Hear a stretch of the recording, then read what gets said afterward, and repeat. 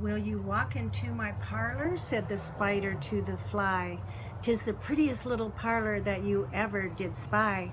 The way into my parlor is up a winding stair, and I've a many curious things to shew when you are there." "Oh, no, no," said the little fly, "to ask me is in vain, for who goes up your winding stair can ne'er come down again. I'm sure you must be weary, dear, with scaring up so high. "Will you rest upon my little bed?" said the spider to the fly. "There are pretty curtains drawn around, the sheets are fine and thin, and if you like to rest a while, I'll snugly tuck you in." "Oh, no, no," said the little fly, "for I've often heard it said, they never, never wake again who sleep upon your bed." Said the cunning spider to the fly, "Dear friend, what can I do to prove the warm affection I've always felt for you? I have within my pantry good store of all that's nice.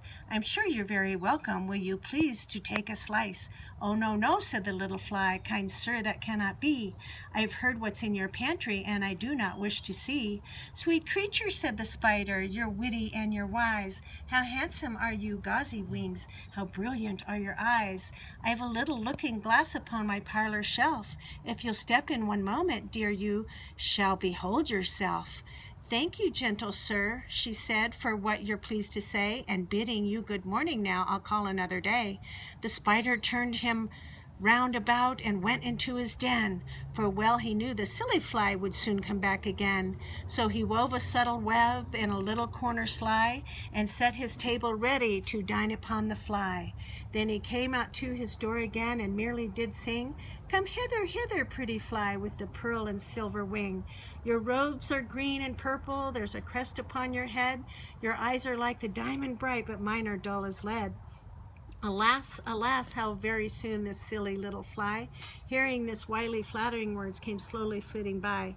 With buzzing wings she hung aloft, then near and nearer drew, thinking only of her brilliant eyes and green and purple hue, thinking only of her crested head, poor foolish thing. At last up jumped the cunning spider and fiercely held her fast. He dragged her up his winding stair into his dismal den, within his little parlor, but she ne'er came out again.